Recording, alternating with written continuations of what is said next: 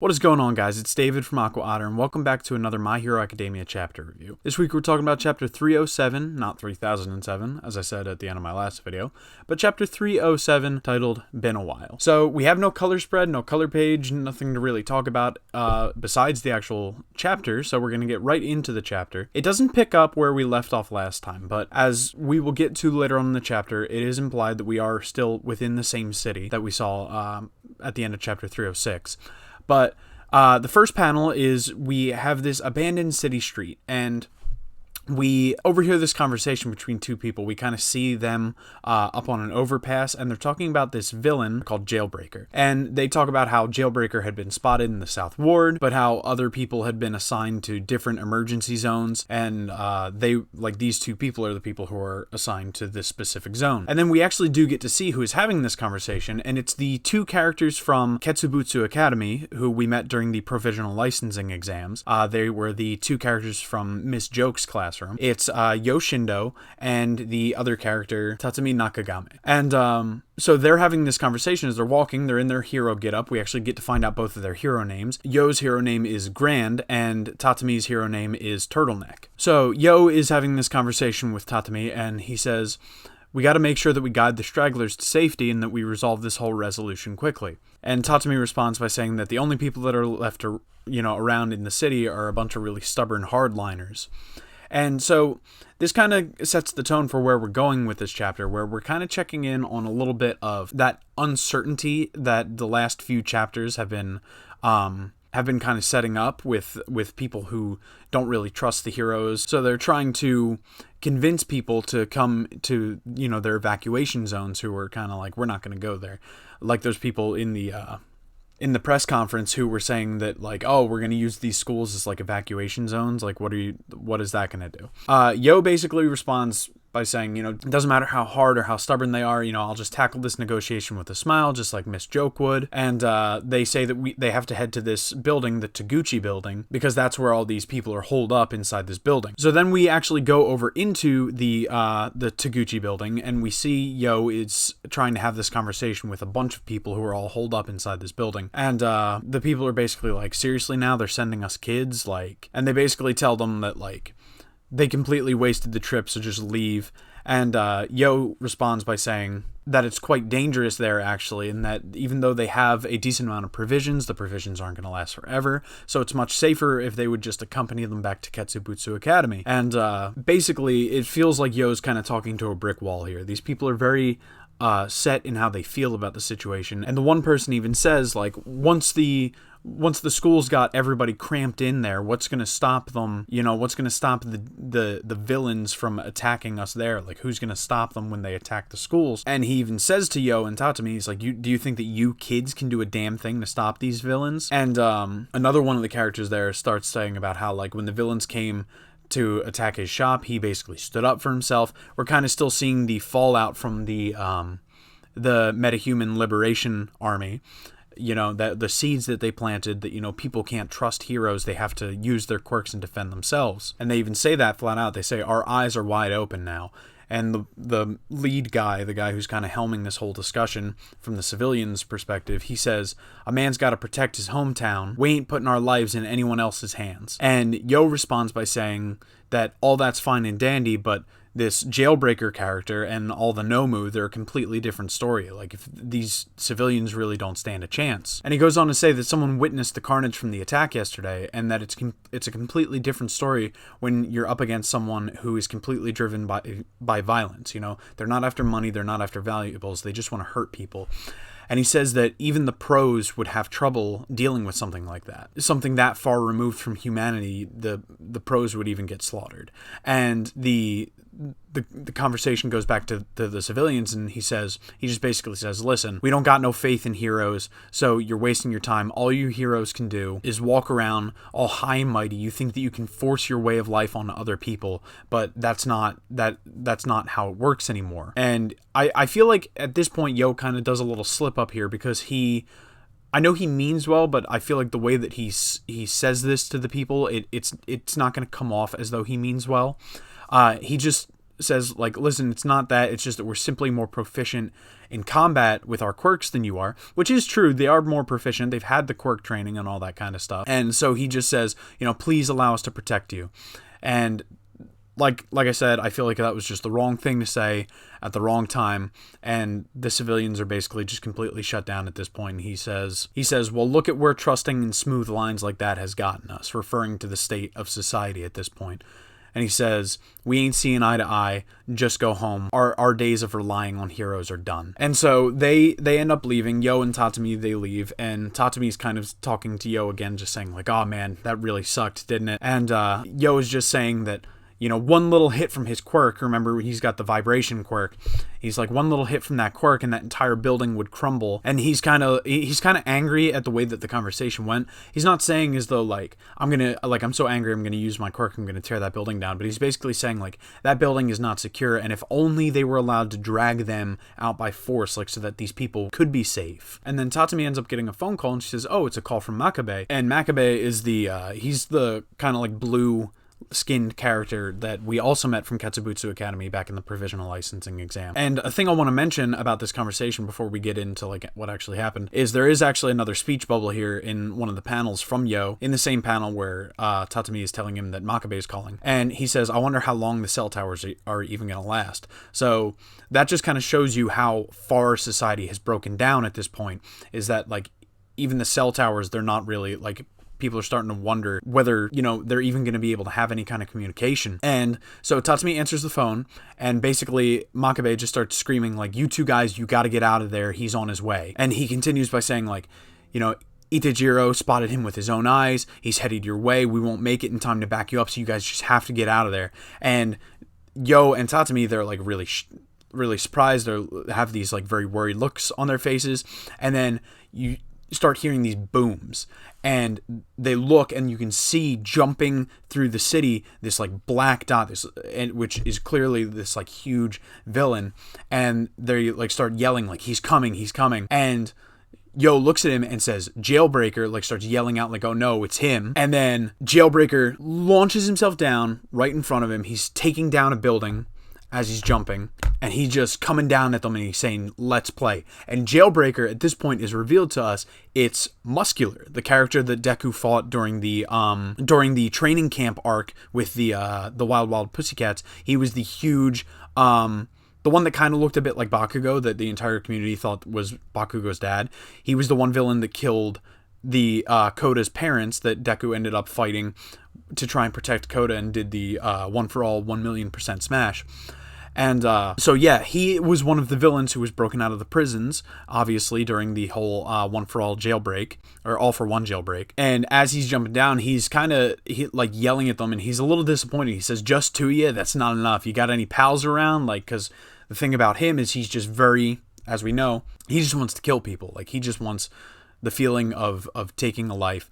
So he wants to kill as many people as possible. He's lamenting there's only two of them. And so Yo basically like yells to Tatsumi and is basically like, get out of here, get word to Sensei about what's happening, and go evacuate the civilians. Like, it's not safe for them anymore here. Like, we have to get help here. We have to get them out. And she starts running off and yells back at him and is like, what are you gonna do? And he just says, I'll demolish him. And then Muscular, Jailbreaker at this point, he just basically starts saying like, oh man, I love it out here in the free world. And we cut back to the civilians who are up in Taguchi Tower. They're kind of looking out the window, witnessing this happen. And they're like, our town's already torn apart. No more. We're not going to do it. And she, at this point, Tatami, ends up back up in the building, and she's like, wait, no, you can't stand up to him, like, you guys have to run. And they basically just like push her to the ground and are like, too bad, like, you ain't our boss, we're fending for ourselves. And she yells after them like, we don't want you to die. And they're just completely ignoring her, just continuing to walk forward to go and fight, Jailbreaker, Muscular. And so she looks out the window at this point and yells out for Yo, because she sees that Muscular has basically like has him on the ropes. And Muscular, remember, his quirk is the muscle fiber. He has a strengthening quirk that he can just continue growing muscle fiber on top of his muscles to keep powering up and powering up. And he's basically talking to Yo, and he's like, come on, really, is that it? Is that all you have? And he actually notices at this point the people from the Taguchi building, and he says, spot a hero and you're bound to spot 9 more. Sweet, I guess that old saying's true. And he's like he's rejoicing in this. Like, yes, there are people for me to kill. And Yo activates his vibrate quirk, and Muscular's just like, it's no use. You know, I got 12,000 layers of muscle fiber on top of me. Like, your power isn't going to get through to me at all. And Yo's just like, is that so? And he basically starts thinking about how, like, if he uses his max power, it does leave him immobilized, but sometimes he just has to do what he's got to do. And he actually says out loud, if there's anything that heroes ought to have at this point, it's a rock-hard spirit that refuses to bend or break in the face of danger.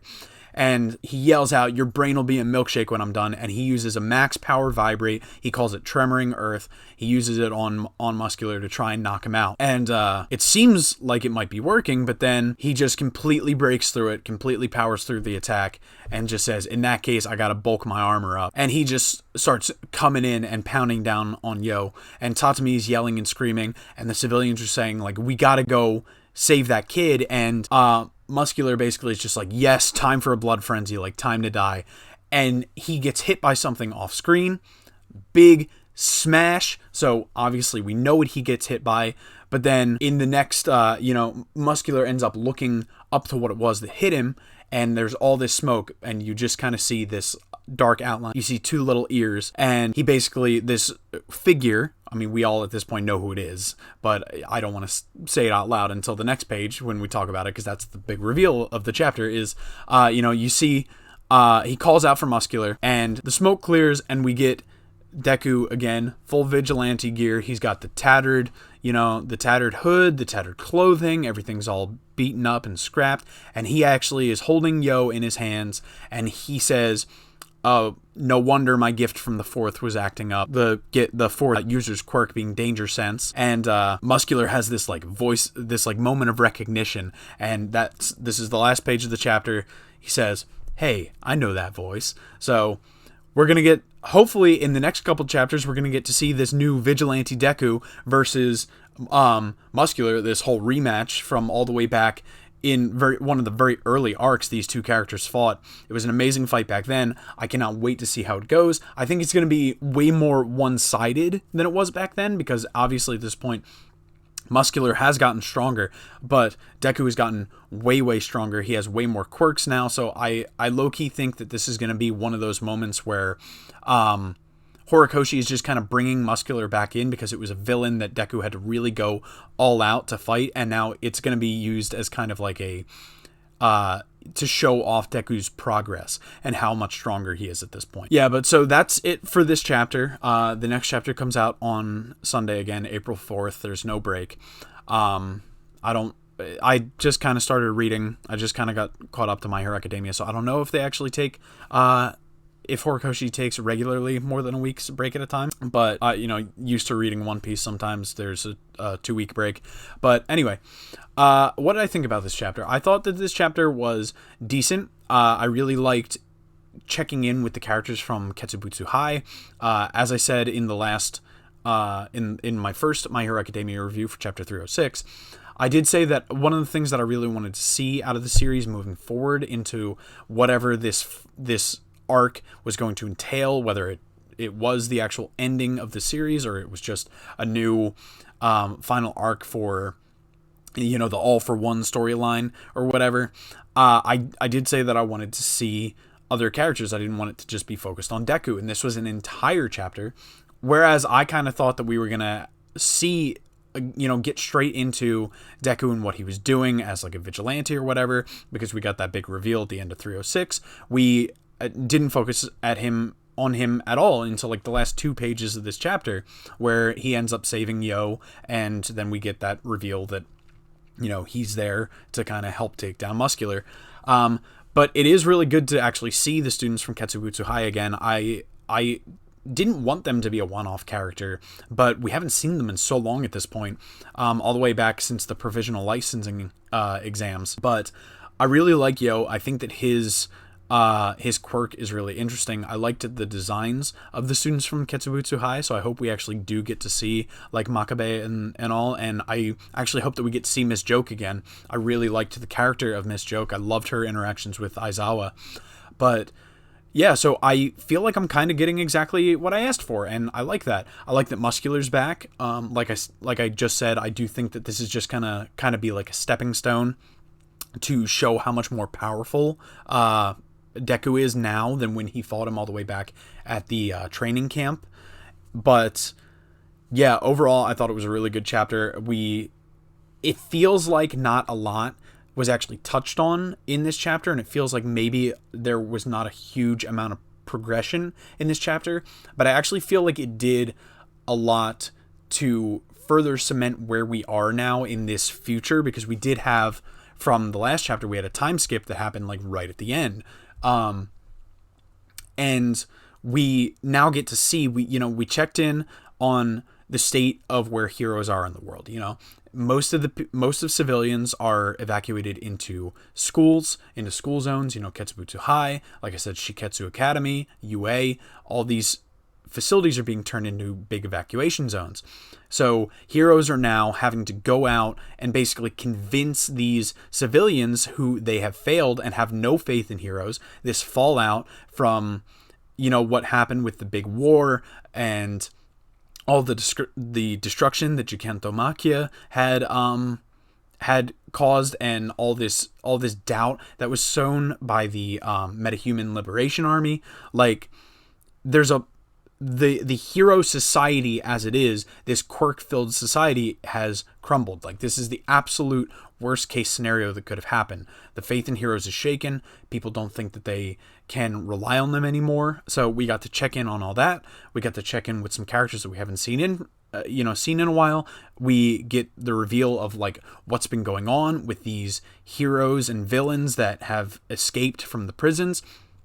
It was awesome to see Muscular again. That was a character that honestly I never really thought we were gonna get to see again. Like, unlike Stain, who I never thought was gone from the story. Like, Muscular was kind of a hero that I didn't expect to see again, which also makes me wonder, like, we did see during the jailbreak scenes, we saw Moonfish, and we didn't get to see, but I wonder if we're gonna have to deal with that kid with the gas quirk again from the training camp. But I like now that we're going to have to deal with people that we already know. So, Muscular being back was awesome. Yeah, like I said, it was a really decent chapter. And that reveal of Deku at the end was pretty hype. I love the full costume with everything tattered. Like, the ears from his costume are all completely ripped and tattered. He looks absolutely badass. But, yeah, can't wait for the next chapter. But, yeah, I hope you liked the chapter if you read it. I hope you liked my review. If you did, go ahead and click like.